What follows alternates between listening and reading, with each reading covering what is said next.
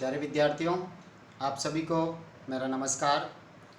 मैं डॉक्टर नेमीचंद कुमावत, सहायक आचार्य हिंदी विषय, राजकीय महाविद्यालय की इस बीए पार्ट सेकेंड विषय हिंदी साहित्य के द्वितीय प्रश्न पत्र की इस ऑनलाइन कक्षा में आप सभी का हार्दिक अभिनंदन और स्वागत।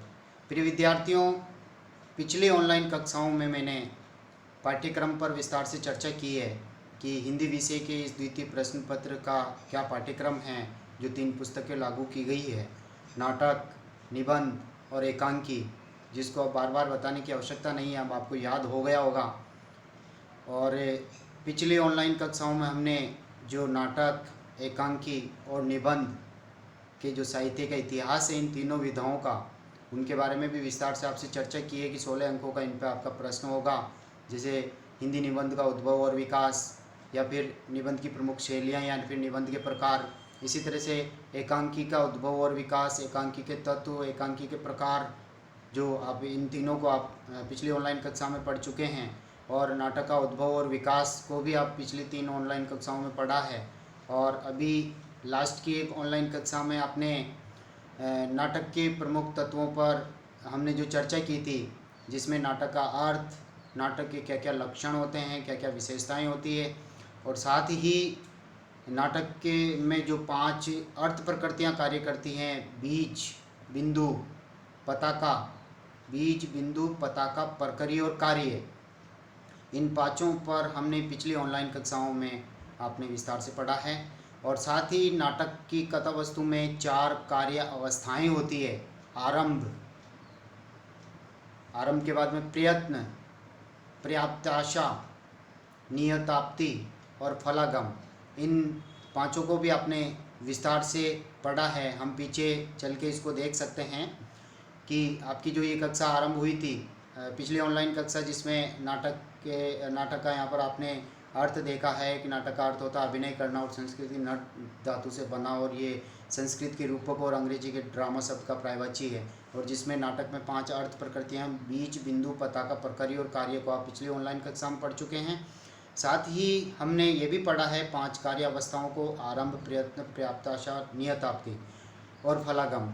और आज हम जो पढ़ने जा रहे हैं इस ऑनलाइन कक्षा में, नाटक के तत्वों की इस दूसरी ऑनलाइन कक्षा में, जिसमें नाटक की जो 5 संधियाँ होती है, मुख, प्रतिमुख, गर्भ, विमर्श और निर्वहन संधि, और 4 वृत्तियाँ होती है, केसी की भारती वृत्ति वगैरह, जिसको आज हम इस ऑनलाइन कक्षा में पढ़ने जा रहे हैं। तो प्यारे विद्यार्थियों, आप ध्यान से सुनिए। इस ऑनलाइन कक्षा में आपका पुनः हार्दिक अभिनंदन और स्वागत। हम शुरू करने जा रहे हैं, आप ध्यान से सुनिए।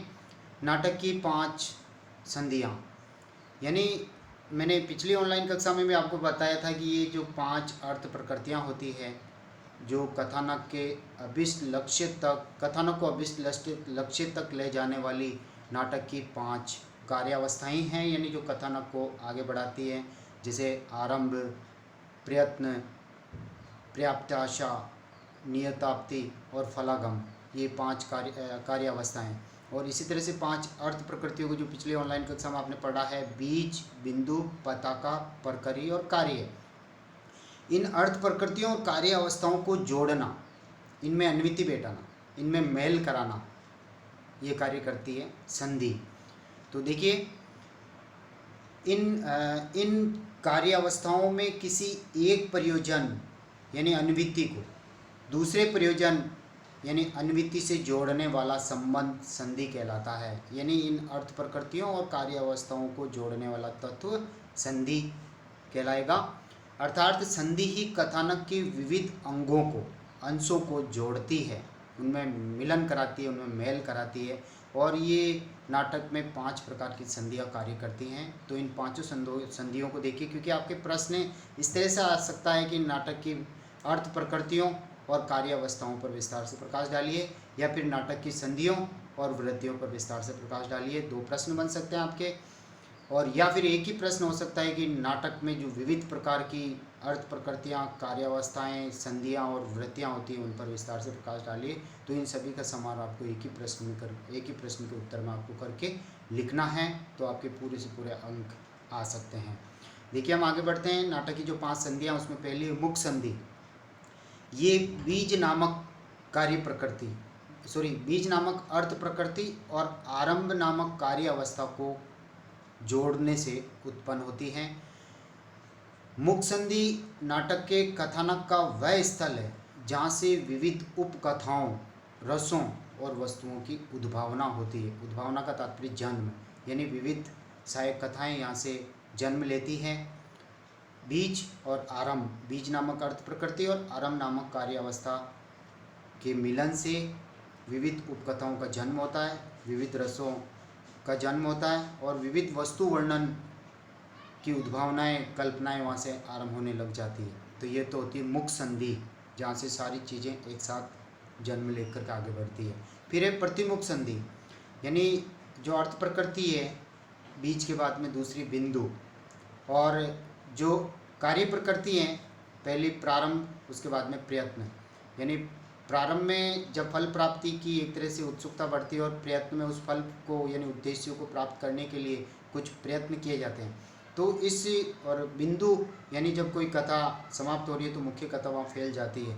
बिंदु और प्रयत्न, इन दोनों अवस्थाओं के संयोग से प्रतिमुख संधि जन्म लेती है, यानी इनको दोनों को जोड़ने का कार्य करती है।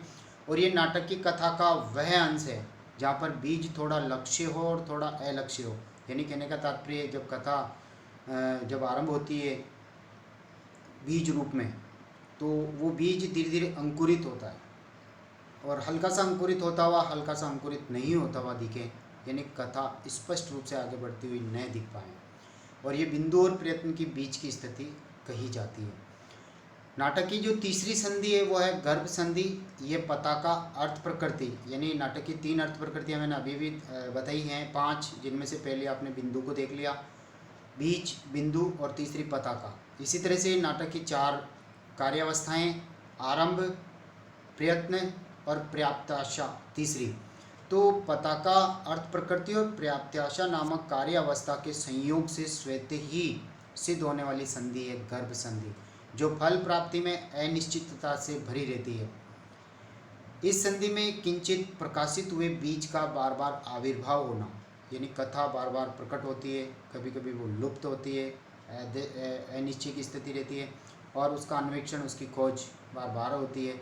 यानी कहने का तात्पर्य यहाँ पर कथा जो है गर्भ संधि में धीरे धीरे वो पताका, यानी कोई मध्य में कोई कथा आरंभ होकर के अंत तक समानांतर चलती है, और पर्याप्ताशा यानी कई अड़चनें और बाधाएं आ जाती है और एक तरह से अनिश्चित की स्थिति बन जाती है। इन दोनों का मिलन गर्भ संधि करवाती है। अब हम चौथी संधि की ओर बढ़ते हैं, वह है विमर्श संधि। यानी आप जो सामान्य तौर पे हिंदी व्याकरण में जो संधियाँ पढ़ते हैं, स्वर संधि, व्यंजन संधि और विसर्ग संधि, वो संधियाँ यहाँ नहीं है। ये नाटक के कथा वस्तु के विविध अंशों को, प्रसंगों को जोड़ना, उसमें तालमेल बैठाने वाली ये संधियाँ हैं। तो आपने पहली मुख संधि पढ़ी, दूसरी प्रतिमुख संधि, तीसरी गर्भ संधि पढ़ ली और चौथी अब आ रहे हैं हम विमर्श संधि की ओर। ये प्रकरी नामक अर्थ प्रकृति और नियताप्ति नामक कार्य अवस्था के संयोग से उत्पन्न होती है और इसमें फल प्राप्ति की आशा का संचार होता है, यानी फल प्राप्ति करना तय हो जाता है, उसका मार्ग पूरी तरह से प्रशस्त हो जाता है, यानी मार्ग खुल जाता है, फल प्राप्त करना आसान हो जाता है। और पांचवी जो संधि है वह है निर्वहन संधि। ये कार्य नामक अर्थ प्रकृति, यानी 5 अर्थ प्रकृतियों में पांचवी वह है कार्य, और जो है अर्थ कार्य अवस्थाएं हैं उनमें पांचवी है फलागम। यानी इन दोनों के संयोग से, यानी कार्य नामक अर्थ प्रकृति और फलागम नामक कार्य अवस्था के संयोग से ये उत्पन्न होती है, और ये कार्य को पूर्ण फल प्राप्ति तक ले जाने वाली संधि होती है। अतः प्रधान प्रयोजन की सिद्धि के लिए मुख्य लक्ष्य क्या है, नाटक का मुख्य उद्देश्य क्या है, उसकी सिद्धि क्या है, उसके लिए बिखरे हुए सारे अर्थ समुदाय को एक साथ वो समाहार करती है, उनमें समाहित करती है, तो उसे हम निर्वहन संधि या उपसंग्रहित संधि कहते हैं। यानी उन सभी को एक तरह से उसका उपसंहार हम कह सकते हैं। सारांश क्या निकल रहा अंत में, उपसंहार माना जाता है निर्वहन संधि में। निर्वहन संधि को एक तरह से उपसंहार ही कहा जाता है। ये तो थी अभी तक आपने पिछली ऑनलाइन कक्षा और इस ऑनलाइन कक्षा में आपने नाटक की 5 अर्थ प्रकृतियाँ, 5 कार्य अवस्थाएं और 5 संधियाँ, यानी इन 15 बिंदुओं को आपने पढ़ा है। तो आप एक बार पुनः रिमेंबर कर सकते हैं, इसमें 5 अर्थ प्रकृतियाँ कौन कौन सी होती है नाटक की, प्यारे विद्यार्थियों ध्यान से सुने। पहली बीज, दूसरी बिंदु, बीज, बिंदु, पताका, प्रकरी और कार्य। इसी तरह से 5 कार्य अवस्थाएं आपने अभी पढ़ी हैं और उनमें पहली कौन सी थी? आरंभ, दूसरी प्रयत्न, तीसरी पर्याप्त आशा और चौथी नियताप्ति और पांचवी फलागम। इसी तरह से 5 संधियों के बारे में आपने अध्ययन किया है। पहली मुख संधि, दूसरी प्रतिमुख संधि और तीसरी गर्भ संधि और चौथी विमर्श संधि, पांचवी निर्वहन संधि। अब हम चलते हैं नाटक की जो 4 वृत्तियां मानी गई है। भारतीय आचार्यों ने नाटक की 4 वृत्तियों के बारे में बताया है। तो हम देखते हैं पहली केशी की वृत्ति। इस वृत्ति में क्या होता है? इसका संबंध श्रृंगार और हास्य रस से है। इसमें नृत्य यानी नाच गान की अधिकता रहती है, वहाँ केशी की वृत्ति का प्रयोग किया जाता है। और फिर सात्वती वृत्ति, ये वृत्ति वीर रस, अद्भुत रस के अलावा भयानक रस में होती है। इसमें शौर्य, बल, त्याग, दया आदि का समावेश किया जाता है, यानी इन रसों की अभिव्यक्ति में सात्वती वृत्ति कार्य करती है। और नाच और गान की अधिकता जहाँ रहती है वहाँ केशी की वृत्ति कार्य करती है। फिर आती है तीसरी आर्भटी वृत्ति, जहाँ माया, इंद्रजाल यानी जादुई कार्य जहाँ पर हो, युद्ध, क्रोध आदि में इसकी स्थिति रहती है। वीर रस, भयानक रस, विभत्स रस में इसका प्रयोग होता है, यानी आर्भटी वृत्ति का। फिर चौथी जो वृत्ति है वह है भारती वृत्ति, यानी 4 वृत्तियाँ आपके हो गई है। केशी की वृत्ति, सात्वती वृत्ति, आर्भटी वृत्ति और भारती वृत्ति। तो देखिए भारती वृत्ति को पात्रों के संस्कृत वाग व्यापार की दशा में भारती वृत्ति होती है। वाग व्यापार का तात्पर्य एक तरह से वार्तालाप, पात्रों का जो वार्तालाप है, जो संवाद है, वो संस्कृत भाषा में जहाँ पर होता है वहाँ पर भारती वृत्ति कार्य करती है। इसकी स्थिति प्राय सभी रसों में मानी गई है। ये चारों वृत्तियाँ पात्रों के अभिनय व्यापार, चेष्टा आदि समस्त पात्रों के कार्यकलाप आदि की मूलभूत होती है, यानी पात्रों के अभिनय में ये वृत्तियाँ कार्य करती हैं। और जो चेष्टाएं, हाव भाव जहाँ पर अभिनय होता है उनमें ये कार्य करती हैं। और पात्रों के जो आपसी कार्यकलाप, संवाद जहाँ होता है, उनके सभी के बीच में ये 4 वृत्तियाँ कार्य करती हैं। केशी की वृत्ति, सात्वती वृत्ति, आर्भटी वृत्ति और भारती वृत्ति।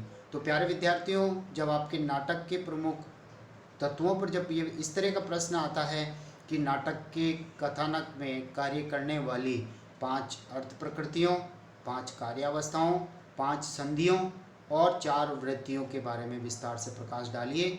तो इन 2 ऑनलाइन कक्षाओं में जो आपने विस्तार से ये अध्ययन किया है, उन सभी का वर्णन आपको विस्तार से इस प्रश्न के उत्तर में आपको लिखना है।